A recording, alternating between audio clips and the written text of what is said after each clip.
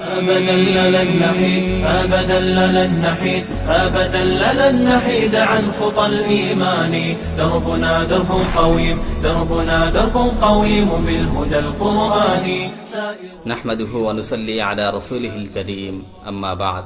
প্রিয় ভাই ও বোনেরা, আজকে একটি গুরুত্বপূর্ণ প্রশ্নের জবাব নিয়ে আপনাদের সামনে উপস্থিত হয়েছে। বেশ কিছুদিন ধরে কিছু মানুষ অনলাইন অফলাইনে আমার বিরুদ্ধে প্রচারণা চালাচ্ছে যে আমি নাকি জঙ্গি, উগ্রবাদী, তাকফিরি ও খারেজি।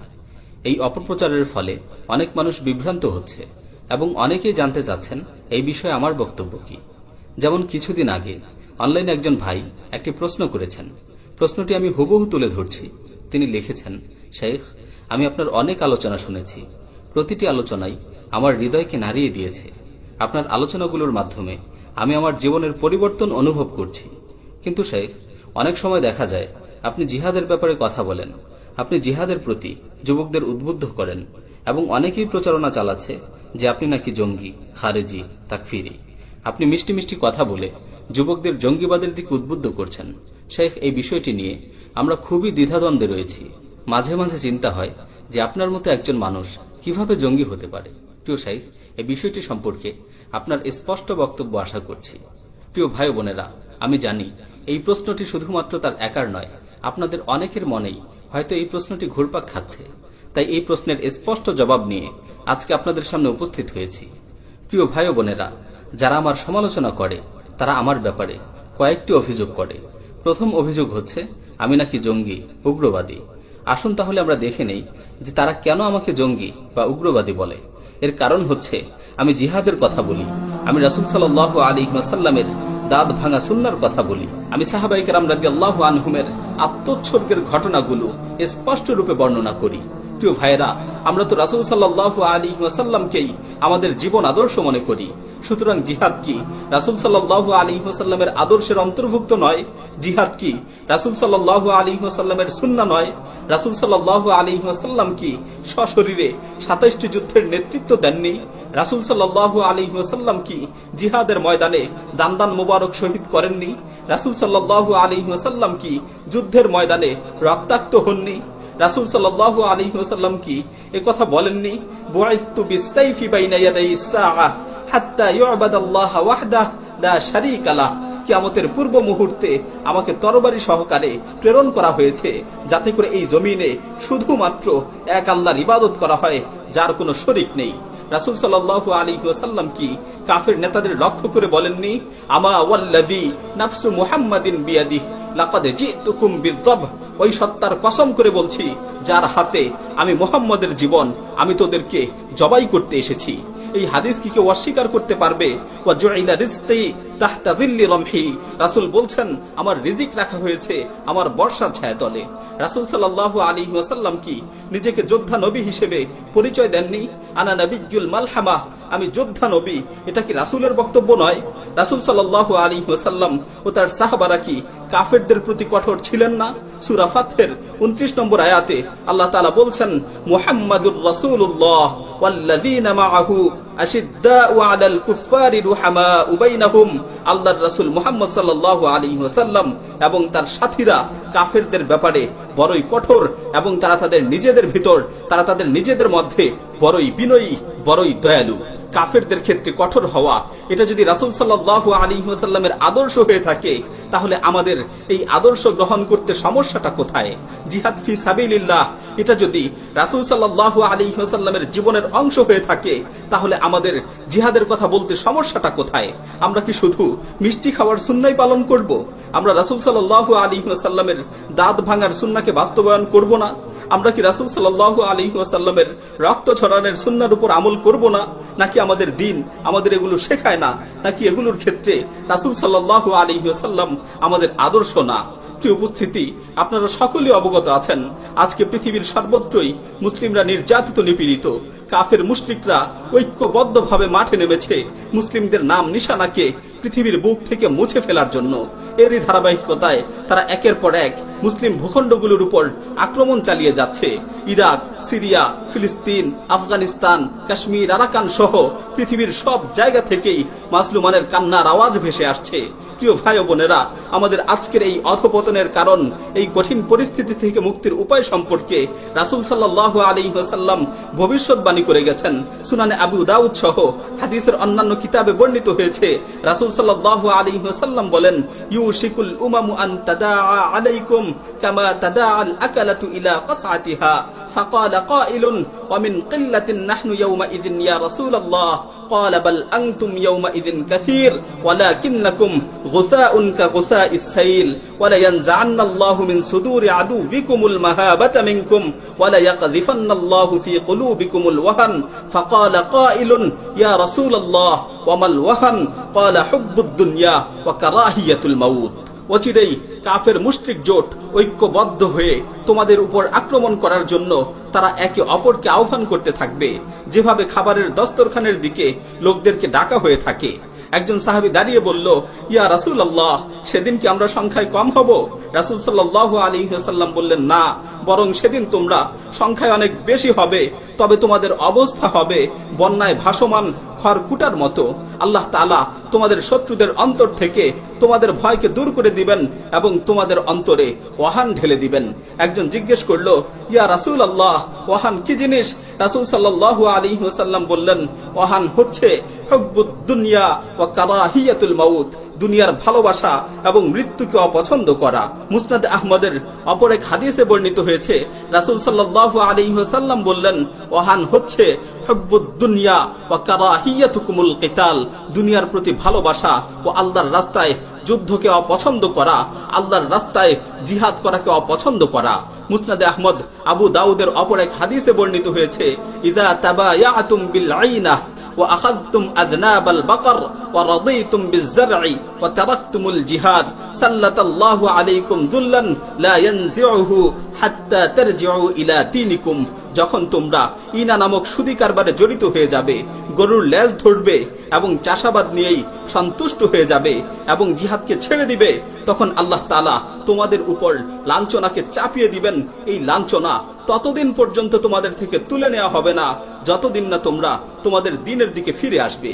রাসূল সাল্লাল্লাহু আলাইহি ওয়াসাল্লামের উল্লেখিত হাদিস থেকে স্পষ্টভাবে বোঝা যায়, এই উম্মার লাঞ্ছিত আর অপদস্থ হওয়ার কারণ হলো জিহাদকে ছেড়ে দেওয়া, আর তাদের মুক্তির একমাত্র পথ হলো জিহাদের পথে ফিরে আসা, দুনিয়ার ভোগ বিলাসকে বিসর্জন দিয়ে আল্লাহর রাস্তায় যুদ্ধ করা। কি উপস্থিতি!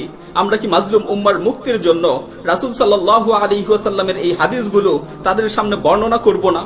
আমরা কি নিপীড়িত উম্মাহকে তাদের মুক্তির পথ সম্পর্কে অবহিত করব না? উম্মাহকে সঠিক পথ সম্পর্কে অবহিত করা, এটাও কি আমাদের অপরাধ? প্রিয় ভাইরা, আমার সমালোচনাকারীরা আমার ব্যাপারে দ্বিতীয় যে অভিযোগটি করে সেটি হচ্ছে আমি নাকি খারেজি ও তাকফিরি। তারা আমাকে কেন তাকফিরি বলে? এর কারণ হচ্ছে আমি গণতন্ত্র নামক কুফরি মতবাদের বিরোধিতা করি। আমি আল্লাহর বিধান পরিবর্তনকারী মুরতাদ শাসকদের রিদ্দার বিষয়টি স্পষ্ট রূপে বর্ণনা করি। প্রিয় ভাইরা, গোটা জীবন ব্যয় করে রাসূল সাল্লাল্লাহু আলাইহি ওয়াসাল্লাম যে ইসলামী শরিয়াকে বাস্তবায়িত করেছেন, নিজেদের জীবন উৎসর্গ করে সাহাবায়ে কেরাম রাদিয়াল্লাহু আনহুম যে দ্বীনের ঝান্ডাকে সমুন্নত করেছেন, আজকে সেই শরিয়াকে বাদ দিয়ে, আজকে সেই ইসলামী জীবন ব্যবস্থাকে বাদ দিয়ে গণতন্ত্রের মতো মানব রচিত কুফরি জীবন ব্যবস্থা দিয়ে মুসলিম ভূখণ্ডগুলো পরিচালিত হচ্ছে। আমরা কি এই কুফরি শাসন ব্যবস্থার বিরুদ্ধে স্পষ্ট ভাষায় কথা বলবো না? নাকি আমরা ওলামায়ে সুদের সাথে সুর মিলিয়ে বলবো, না, আব্রাহাম লিঙ্কনের গণতন্ত্রই হচ্ছে ইসলাম, গণতন্ত্রের প্রতিদাবৃত্তিই হচ্ছে ইসলামের নারী অধিকার? নাকি আমরা বলবো সুদ ভিত্তিক ব্যাংকিং ব্যবস্থাই হচ্ছে ইসলামের অর্থনীতি, সমকামিতার মতো জঘন্য পাপাচারী হচ্ছে ইসলামের ব্যক্তি স্বাধীনতা? নাকি আমরা বলবো আল্লাহ তার রাসূলকে গালি দেয়াই হচ্ছে ইসলামের বাক স্বাধীনতা? লা হাওলা ওয়ালা কুওয়াতা ইল্লা বিল্লাহ। একজন মুসলিম গণতন্ত্রের মতো এই নিকৃষ্ট জীবন ব্যবস্থাকে, গণতন্ত্রের মতো এই কুফরি জীবন ব্যবস্থাকে কি করে ইসলাম বলে চালিয়ে দিতে পারে? এর চেয়ে জঘন্য পাপাচার, এর চেয়ে জঘন্য মিথ্যাচার আর কি হতে পারে? প্রিয় ভাই ও বোনেরা, ইসলামী শরীয়ত যাদেরকে মুরতাদ বলে আখ্যায়িত করেছে, আমরা কি তাদের মুরতাদ বলবো না? আমরা কি তাদের কুফরির বিষয়টি মানুষের সামনে স্পষ্ট করব না? নাকি আমরা মুরজিয়াদের মতো বলবো যে কেউ যদি একবার ইসলাম গ্রহণ করে তারপর সে যত কুফরি করুক সে আর কখনোই কাফের হবে না? না, আমরা এই কথা বলতে পারি না, কারণ আমরা মুরজিয়া না, আমরা হচ্ছি আহলুস সুন্নাহ ওয়াল জামাআহ। তাকফিরের মূলনীতি অনুযায়ী কেউ যদি সুস্পষ্ট কুফরি করে, কেউ যদি কুফরে বাওয়াহ করে, তাহলে আমরা তাকে মুরতাদ ফতোয়া দিয়ে থাকি। সুতরাং যারা আল্লাহর আইন পরিবর্তন করেছে এবং কুফরি আইনকে মুসলিমদের উপর চাপিয়ে দিয়েছে, তারা কোরআন সুন্নাহ ও ফুকাহায়ে কেরামের ইজতিহাদ অনুযায়ী মুরতাদ হয়ে গেছে। আর এ সকল মুরতাদ শাসকদের রিদ্দার বিষয়ে উম্মাকে সতর্ক করা এটা আমাদের দায়িত্ব। আমরা এই সত্যকে গোপন করতে পারি না, কেননা আল্লাহ তাআলা আমাদের মতো আলেমদের থেকে অঙ্গীকার নিয়েছেন।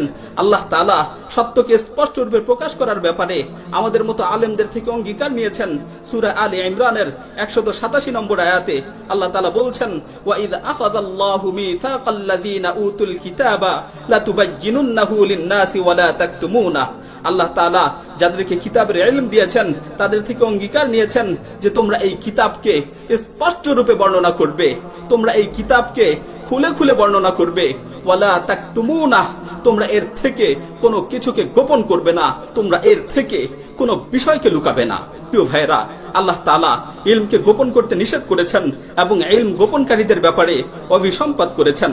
সূরা বাকারার 159 নম্বর আয়াতে আল্লাহ তাআলা বলছেন, ইন্নাল্লাযীনা ইয়াকতুমুনা মা আনজালনা মিনাল বায়্যিনাতি ওয়াল হুদা মিন বা'দি মা বায়্যানাহু লিন-নাসি ফিল কিতাব উলাইকা ইয়ালআনুহুমুল্লাহ ওয়া ইয়ালআনুহুমুল লাঈনুন।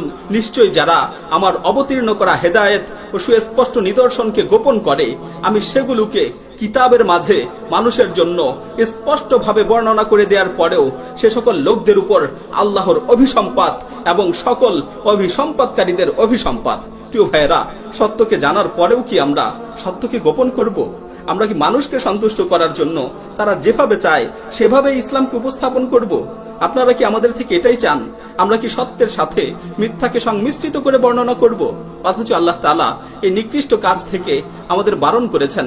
আল্লাহ তাআলা সূরা বাকারার 42 নম্বর আয়াতে বলছেন, ওয়ালা তালবিসুল হাক্কা বিল বাতিল ওয়া তাকতুমুল হাক্কা ওয়া আনতুম তা'লামুন। তোমরা সত্যকে মিথ্যার সাথে সংমিশ্রিত করো না এবং জেনে বুঝে সত্যকে গোপন করো না। সম্মানিত উপস্থিতি, আজকে সবাই নিজেদের সুখ শান্তির ধান্দায় সত্য থেকে মুখ ফিরিয়ে নিয়েছে, সত্যকে গোপন করছে, সত্যের সাথে মিথ্যাকে সংমিশ্রিত করছে। আমরাও কি তাদের মতো তাগুত শাসকদের দালালি করে সত্যকে গোপন করব? নিজেদের পার্থিব স্বার্থের ধান্দায় সত্যের সাথে মিথ্যাকে সংমিশ্রিত করব? না, কখনোই না। বরং আমরা দ্ব্যর্থহীন ভাবে সত্যকে স্পষ্ট রূপে বর্ণনা করব। এর কারণে যদি সকলেই আমাদের বিরুদ্ধে চলে যায়, আমাদের সমর্থক কমে যায়, অনলাইন অফলাইনে আমাদের সমালোচনাকারীরা আমাদের জঙ্গি মৌলবাদী বলে আখ্যায়িত করে, তাহলে আমরা এর কোনো পরোয়া করি না। আমরা আমাদের নিন্দুকদের নিন্দার ভয় করি না। আমরা তিরস্কারকারীদের তিরস্কারে ভীত সন্ত্রস্ত হই না। কেননা আল্লাহ তাআলা পবিত্র কোরআনে সূরা মায়েদার 54 নম্বর আয়াতে হক দলের বৈশিষ্ট্য বর্ণনা করতে গিয়ে বলেছেন, ইয়া আইয়ুহাল্লাযীনা আমানু মান ইয়ারতাদ্দা মিনকুম আন দীনিহি ফাসাউফা ইয়াতিল্লাহু বিকওমিন ইউহিব্বুহুম ওয়া ইউহিব্বুনাহু আযিল্লাতিন আলাল মুমিনিন আ'ইজ্জাতিন আলাল কাফিরিন ইউজাহিদুনা ফি সাবিলিল্লাহ ওয়া লা ইয়াখাফুনা লাওমাতা লাইম যালিকা ফাদলুল্লাহ ইউতিহি মান ইয়াশা ওয়াল্লাহু ওয়াসিউন আলীম। হে ঈমানদারগণ, তোমাদের মধ্য থেকে কেউ যদি সেও দিন থেকে ফিরে যায়, তাহলে আল্লাহ তাআলা অচিরেই এমন একটি সম্প্রদায় সৃষ্টি করবেন যাদেরকে তিনি ভালোবাসবেন এবং তারাও তাকে ভালোবাসবে, যারা মুমিনদের প্রতি নম্র হবে এবং কাফিরদের প্রতি কঠোর হবে। তারা আল্লাহর পথে জিহাদ করবে এবং কোন তিরস্কারকারীর তিরস্কারকে ভয় করবে না। এটি আল্লাহর অনুগ্রহ, তিনি যাকে চান তাকেই দান করেন। আল্লাহ প্রাচুর্য দানকারী, মহাজ্ঞানী। প্রিয় ভাইয়েরা, পরিশেষে আল্লাহর কাছে দোয়া করছি, আল্লাহুম্মা আরিনাল হাক্কা হাক্কান ওয়ারযুকনা ইত্তিবাআহ, আল্লাহুম্মা আরিনাল বাতিলা বাতিলান ওয়ারযুকনা ইজতিনাবাহ। হে আল্লাহ, আমাদের সকলকেই হককে হক হিসাবে দেখার ও হকের অনুসরণ করার তৌফিক দান করুন এবং বাতিলকে বাতিল হিসেবে দেখার এবং বাতিলকে বর্জন করার তৌফিক দান করুন। আমিন। ওয়া আখির দাওয়ানা আনিল হামদুলিল্লাহি রাব্বিল আলামিন।